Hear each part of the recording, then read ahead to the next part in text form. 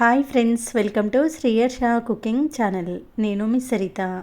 ఇవాళ మన రెసిపీ వచ్చి కప్పు గోధుమ పిండితో క్రంచీగా ఉండే స్నాక్స్. పిల్లలకు ఎప్పుడు ఒకేలా కాకుండా ఇలా సరికొత్తగా స్నాక్స్ చేయండి. చాలా క్రంచీగా, చాలా టేస్టీగా, నోట్లో వేస్తే అలా కరిగిపోతాయి, అంత బాగుంటాయి. మరి ఆలస్యం చేయకుండా ఈ వీట్ ఫ్లోర్ స్నాక్స్ను ఎలా చేయాలో చూసేద్దాం పదండి. దీనికోసం ముందుగా ఒక బౌల్లోకి 1 కప్పు గోధుమ పిండిని తీసుకోండి. తర్వాత 1 టీ స్పూన్ వరకు జీలకర్ర, 1 టీ స్పూన్ వరకు వాము వేసుకోండి, 1 టీ స్పూన్ వరకు సాల్ట్ వేసుకోండి. ఇవన్నీ పిండిలో కలిసేలా కలిపేయండి. తర్వాత 1 టేబుల్ స్పూన్ వరకు ఆయిల్ వేసి ఈ ఆయిల్ పిండికి చక్కగా పట్టించాలి. ఇలా ఆయిల్ పట్టడం వల్ల క్రంచిగా వస్తాయి. తర్వాత కొన్ని వాటర్ని యాడ్ చేస్తూ రెగ్యులర్గా చపాతీ కేక్ కన్సిస్టెన్సీలో ప్రిపేర్ చేసుకుంటాము ఆ మాదిరిగా ప్రిపేర్ చేసుకొని మూత పెట్టేసి ఒక అరగంట పాటు రెస్ట్ ఇవ్వండి. అరగంట తర్వాత ఒక బౌల్లోకి 2 టేబుల్ స్పూన్ల నెయ్యిని వేసుకోండి. దీంట్లోకి 1 టేబుల్ స్పూన్ వరకు గోధుమ పిండి, 2 టేబుల్ స్పూన్ల వరకు కార్న్ఫ్లోర్ వేసుకొని ఈ బ్యాటర్ను ప్రిపేర్ చేయాలి. బ్యాటర్ కన్సిస్టెన్సీ అనేది ఇలా కొంచెం జారుడుగానే ప్రిపేర్ చేసుకోవాలి. ఈ బ్యాటర్ ప్రిపేర్ చేసిన తర్వాత మనం నానబెట్టుకున్న గోధుమ పిండి మూతను తీసి మళ్ళీ ఒక 1 మినిట్ పాటు పిండిని ఇలా సాఫ్ట్గా చేసుకొని ఇలా 4 పార్ట్స్గా డివైడ్ చేసుకోండి.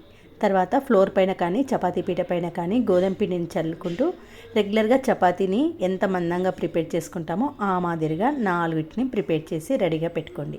ఇలా 4 చపాతీలు ప్రిపేర్ అయిన తర్వాత ఒక చపాతీ పైన మనం ముందుగా ప్రిపేర్ చేసుకున్న బ్యాటర్ని అప్లై చేసుకోవాలి. మళ్ళీ దానిపైన ఇంకొక చపాతీ, ఇలా 4 చపాతీల మధ్యలో మనం ప్రిపేర్ చేసుకున్న నెయ్యి బ్యాటర్ని అప్లై చేసి చపాతీ అంతా అప్లై చేసుకొని వీడియోలో చూపిస్తున్నట్టు ఈ మాదిరిగా ఫోల్డ్ చేసుకోండి.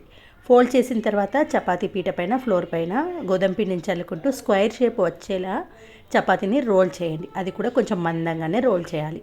రోల్ చేసిన తర్వాత ఇలా స్క్వేర్ షేప్లో మీకు నచ్చిన షేప్లో కూడా కట్ చేసుకోవచ్చు. అన్నీ కట్ చేసుకున్న తర్వాత సపరేట్ చేసుకొని వేడి నూనెలో వేసుకొని డీప్ ఫ్రై చేయాలి.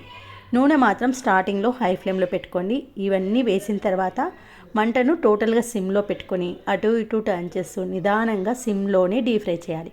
అలా అయితేనే లోపల లేయర్స్ కూడా విచ్చుకుంటాయి, లోపల వైపుకు చక్కగా గోలుతుంది, అప్పుడే క్రంచీగా వస్తాయి. ఈ కలర్లోకి మారగానే స్ట్రైనర్ సహాయంతో తీసేసేయండి. అంతేనండి, ఎంతో కరకరలాడే క్రంచీ స్నాక్స్ రెడీ అయిపోయాయి. చల్లారిన తర్వాత ఎయిర్ టైట్ కంటైనర్లో స్టోర్ చేసి పెట్టుకుంటే 1 మంత్ పాటు నిల్వ చేసుకోవచ్చు. పిల్లలకు స్నాక్స్లా పెట్టేయడానికి, ఈవినింగ్ టైంలో టీ టైంలో తినడానికి చాలా చాలా బాగుంటాయి. చూడండి లోపల ఎంత లేయర్స్గా క్రంచీగా చాలా టేస్టీగా ఉంటాయి. నోట్లో వేస్తే అలా కరిగిపోతాయి. తప్పకుండా ట్రై చేయండి. ఈ రెసిపీని ట్రై చేశాక ఎలా వచ్చిందో మీ ఫీడ్బ్యాక్ను కమెంట్ రూపంలో షేర్ చేయండి. నా ఛానల్ను ఫస్ట్ టైం విజిట్ చేస్తే ప్లీజ్ సబ్స్క్రైబ్ మై ఛానల్. మరొక మంచి వీడియోతో మళ్ళీ